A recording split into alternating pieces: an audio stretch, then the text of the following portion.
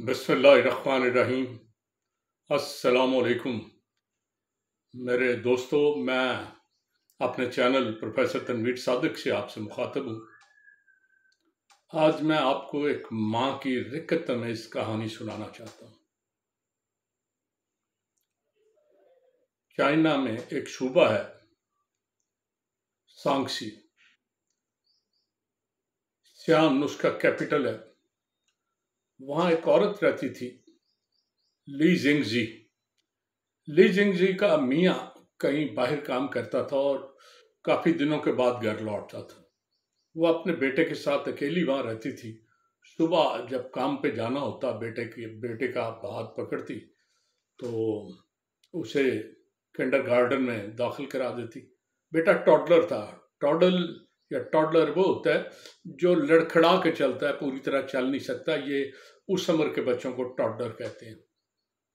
तो वो अपने उस छोटे बच्चे को नर्सरी छोड़ती, किंडरगार्टन में, और काम पे चली जाती। वापसी पे उसका हाथ पकड़ती और घर आके उससे बाकी वक्त खेलती कूदती। बच्चा बड़ा होनहार, बड़ा ओबीडियंट और बड़ा ज़हीन था।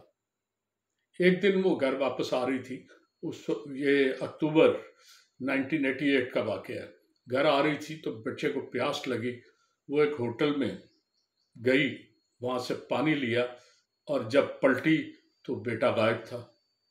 बड़ी परेशान, उसने बेटे को बड़ा ढूंढा, नहीं मिला।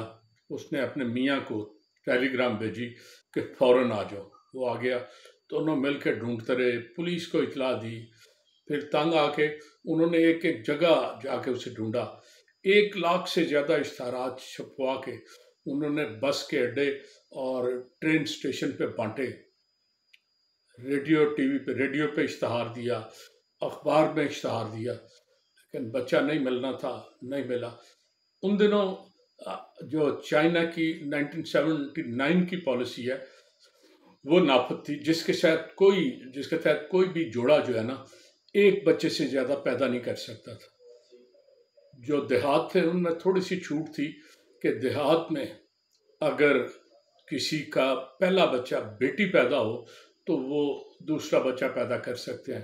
अदरवाइज गुर्बत और आबादी पर कंट्रोल करने के लिए चाइना ये पॉलिसी नाफिज की हुई थी। और अब उसका एक ही बेटा था जो खो गया।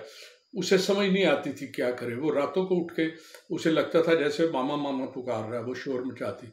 उसका मियाँ उसके बिहेवियर से तंग आके उसे छोड़ के चला गया। लेकिन वो माँ थी, वो बच्चे को लगातार ढूंढती रही। उसकी तलाश में उसने चाइना के 20 सूबों में सैकड़ों शहरों में जाकर चक्कर लगाए। वहाँ जो ऐसी तंजीमें थी जो बच्चों की तलाश में मदद देती है, उनसे पूछा, पता किया। एक एक से थानों में, हर शहर के थाने में जाके पूछा कि इस उम्र का बच्चा कहीं कोई किसी के पास, लेकिन कुछ नहीं पता चला। लेकिन उसने अपना मिशन जारी रखा। फिर 2000 के बाद, 88 के बाद, काफ़ी अरसे बाद, उसने कोई 15 साल बाद, 2000 के बाद उसने एक अदारा बना लिया जो ऐसे बच्चे जो माँ बाप से खो गए हैं उनकी तलाश करें। इस चक्कर में उसने 29 बच्चों को उनकी माँओं से मिलाया। वो एक नेटवर्क था, चंद खवातीन उसके साथ थी जो मिलकर काम कर रही थी। 2009 में चाइना ने डीएनए डेटाबेस इंट्रोड्यूस कराया। चनाचे वो सारी माएँ जिनके बच्चे खो गए थे और अभी तक नहीं मिले थे, उनका डीएनए वहाँ जमा करा दिया गया। उस औरत ने भी अपना डीएनए जमा कराया, लेकिन कोई रिजल्ट नहीं आया।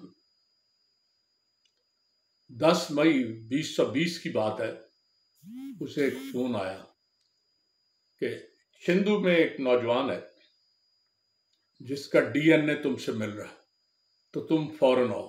वो वहाँ गई, डीएनए सेंटर। उसने अपना डीएनए दोबारा दिया, फ्रेश।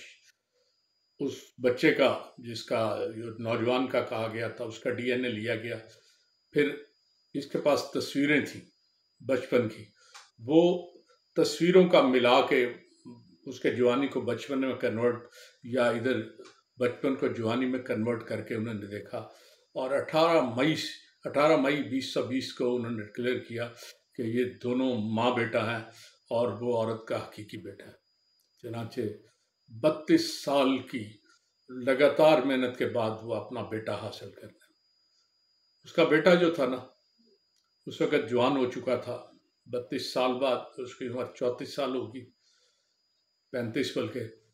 पता चला कि कोई बच्चे, जब वो वहाँ अंदर गई तो कोई बंदा उसे उठा के ले गया। उसने सिंधु में एक बेरोजगार, सॉरी, बेऔलाद जोड़ा था। उस बेऔलाद जोड़े को 6,000 यन में बेच दिया। उनकी चूंकि अपनी औलाद नहीं थी, उन्होंने बड़े प्यार से बच्चे को पाला, उसे बिजनेस कराया। अब वो बड़ा कारोबारी और था। लेकिन बहरहाल 32 साल की जदोजहद बाद एक माँ अपने बेटे को मिल गई। इससे ज़्यादा और कामयाबी क्या हो सकती है। तो ये उस माँ की दर्द भरी कहानी थी। इजाज़त चाहता हूँ। अल्लाह हाफ़िज़।